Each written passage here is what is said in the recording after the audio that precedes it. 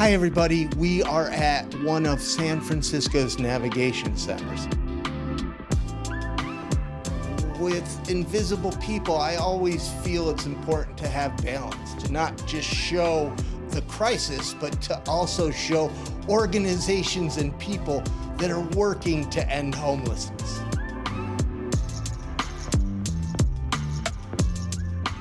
We provide service for the guests that's been on the streets for 15 years or more. And where we're standing at currently is where the guests do the intake. So one of our big things here is that we want to make a connection with the guests who's living on the streets 15 years or more, to make a connection with the mental and to provide for them love and care in a holistic atmosphere.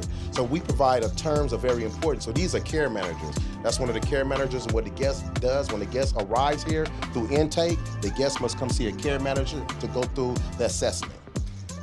I love that because personally, as a person who has worked as a case manager and a person that was homeless, and I was homeless, I hate the term case manager.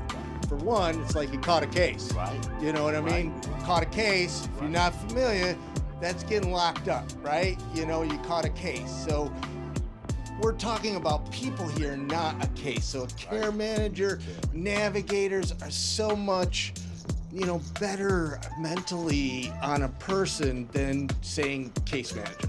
We were walking by, and Aparna, who's a care manager here, just told us that she just housed one of her clients. Yes, well, with the help of the HOT team, through the DAW application, she got a beautiful one-bedroom apartment at the Folsom Door Apartments on Door and Folsom Street, and I just went there with the HOT team to help her move in, and it was really nice, and she was so happy.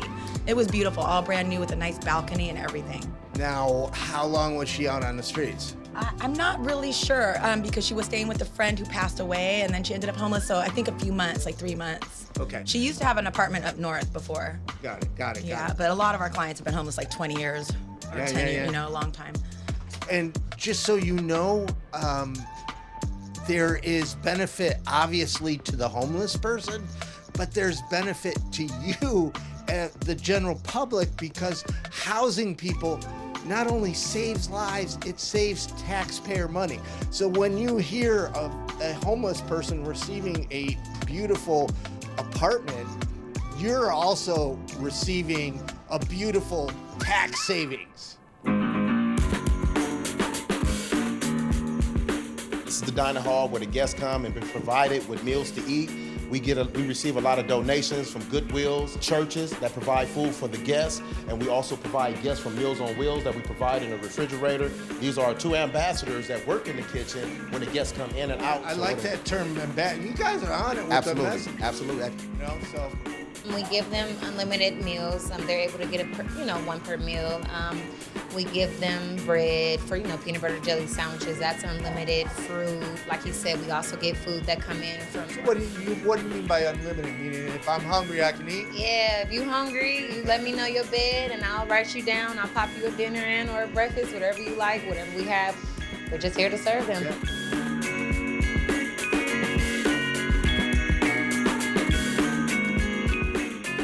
So the garden's part of our activity program, and it's broken into 3 parts.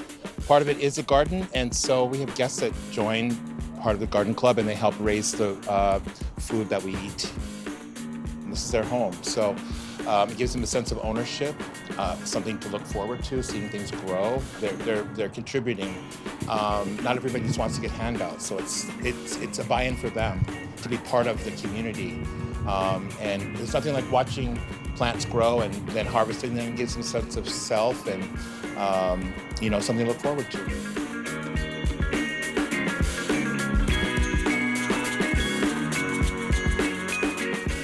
This is the community room that's provided for the guests. We provide access to the computers. We provide access to a phone. We have a lot of activities. We have a quiet room, which we call a television room, but that's where the guests can get away, find some time for themselves. Our activities, on any given day, we have multiple activities going on, from bingo to garden club to walking the dogs to our expressive art therapy, which behind you can see on the wall is art produced by the community. Well, we understand that women kind of go through a lot of difficulties in the streets. Men does too, but the women, they go through probably a little bit more. So what we like to provide is that when the women arrive here at our facility, the women like to kind of like be only around women. So what we did, we provided a section specifically for women, and no men are allowed to walk through here, only but men staff. And they only go through periodically just to check to make sure everyone is safe. And we always want to make sure that the women feel safe overall here at our facility. I walked into this place and it actually hit me. This is storage for all the homeless people's belongings. And I worked at a shelter for many years, and homeless people were not allowed, they could take 2 small bags, and the rest of the stuff they had to leave outside at the risk of being stolen. I go into shelter, I lose everything else, and again, another roadblock, preventing them from coming in, getting the help they need.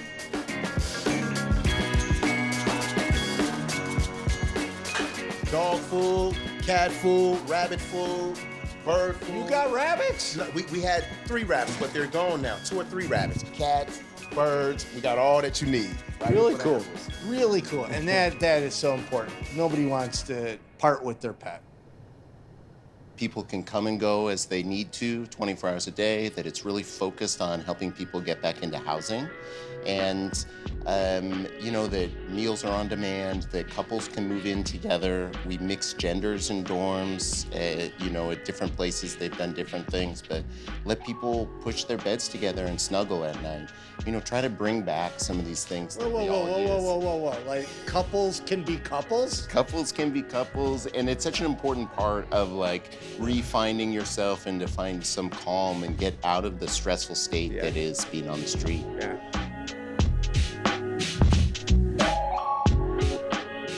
These are human beings that need someone to support them and help them get back on their feet. A lot of them have PhDs and masters and all of that, but they just down on their luck, or it's something psychological, very traumatic that sent them off course and they're here. And that's our job, to provide a lot of holistic, a lot of love and a lot of attention and a lot of support so the guests can transfer back out into society with housing. If you're in the United States, you can go to invisiblepeople.tv, click on Get Involved, where you can email, Facebook, tweet, or call your legislators and demand that they make ending homelessness a priority.